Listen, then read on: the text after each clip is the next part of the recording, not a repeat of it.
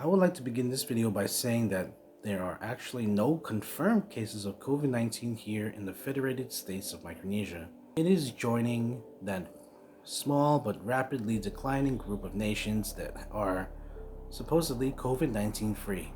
I would also like to point out that while there are no confirmed cases for coronavirus here in the FSM, it doesn't mean that we don't have it already. Now, why would I say that? I would say that simply because travel restrictions were implemented in mid-January, and at that point, COVID-19 was already spreading across the globe. I would also like to say that while we can detect symptoms, as in we can see if a patient or somebody has symptoms, related to COVID-19, it doesn't mean we can't test for them. We cannot. All our tests have to go over to Guam, and that takes 3 to 5 days to process. Guam has a total number of 133 confirmed cases, 5 COVID-19 related deaths, 58 people have recovered from it. There are also 550 sailors aboard the USS Roosevelt docked at Guam that have been tested positive.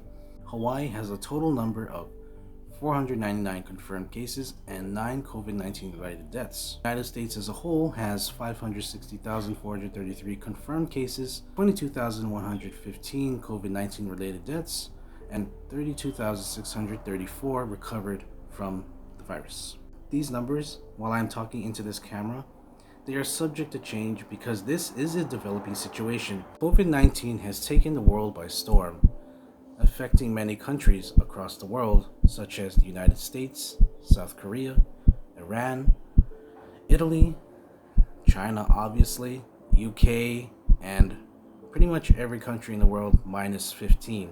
Now, COVID-19 is an infectious disease caused by a newly discovered coronavirus. It is a respiratory illness and it has high chances of having severe effects on the elderly and people who have underlying problems like diabetes, high blood pressure, and heart problems. Symptoms include aches and pains, nasal congestion, runny nose, sore throat, and diarrhea. Some may carry the virus but don't show symptoms, but they sure as hell can spread it. It can spread from person to person through small droplets or coming into contact with human contaminated surfaces. Coronavirus origins usually appear in the animal kingdom when the disease transfers from an infected animal to a human. Now you know why the widely accepted origin story of the new COVID-19 is that it came from bats, or rather people eating bats obtained from what is called a wet market, a place where exotic animals are on sale, usually for human consumption.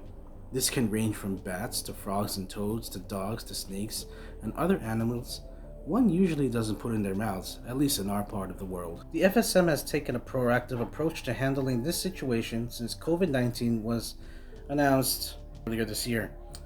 First, there were the quarantines that were put into place by President Panuelo, decreeing that all incoming passengers must be quarantined at either Guam or Hawaii for at least 14 days before coming into the country if you came from a place affected by COVID-19.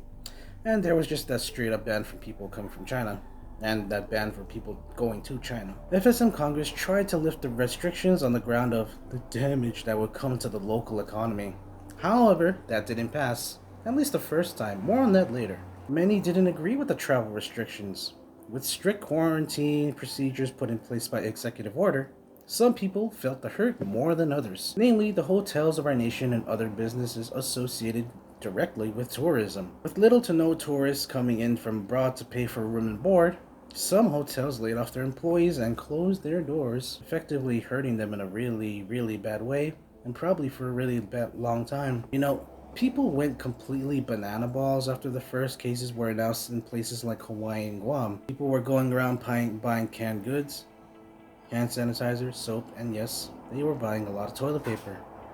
Reality had finally hit, at least for some people, that COVID-19 could actually come into our islands. They should have been more alarmed when the first death outside of China for COVID-19 occurred in the Philippines in January. That should have been a wake-up call by then, but I guess people didn't realize until last month. And then, FSM Congress would lift the restrictions for a short while on the basis of maintaining the lifeline and economy of the nation.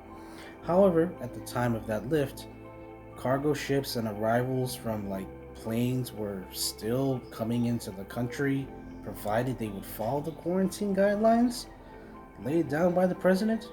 Governor Reed Oliver would be the first to lay down quarantine laws for a state in the FSM, Pohnpei, meaning all passengers would face quarantine upon arrival into Pohnpei whether or not they came from out of the country or one of the other three states. The other states would follow suit, with Guam and Hawaii confirming their first cases and, that whole instance of people going crazy and panic buying. When a country has declared quarantines, especially in a time like this, in a time where there's a global pandemic affecting the whole entire world, people are dying, people are suffering, businesses, economies, whole entire countries are being affected in a negative way, one would think that some people would have the common sense to just comply, because it is better to be safe than sorry. However, human nature, or just probably the lack of it, makes people act irrationally and do seriously stupid things that put not only themselves in danger, but other people in danger as well. What these people need to do is get out of their little bubble of familiarity and security. Now, at least in Pohnpei, no one is allowed to come into the island unless they are search and rescue assets, or they're like police boats and search and rescue assets, performing their jobs. But crews of like cargo ships and like commercial ships and planes coming in, like United flights, they're not allowed to disembark. They're not allowed to go out, roam at will around the island. They're allowed to only stay within the immediate area of the air and seaports, and they're only allowed to do their work and not come into contact with local personnel. Social distancing has been encouraged to such a degree that some businesses and agencies have sent their employees home to work or part-time from their houses. I'm an example. I have to work full-time in my house. Schools have been temporarily suspended until further notice, and even sakao markets are encouraging social distancing and having people bring their own cups if they are, so willing to do so, to even go and join those sakao markets.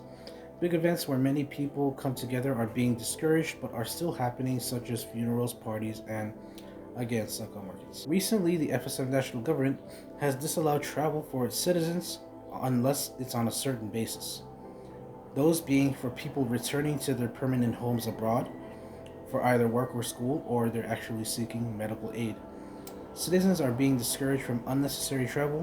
One way they are doing this is when they reach a place like Hawaii or Guam, they will be quarantined and they will have to pay for whatever expenses they incurred during their quarantine. Citizens that leave are now going to need supporting documents when they leave to their homes abroad, and international carriers are being asked to assist in complying with these measures that were declared by the national government.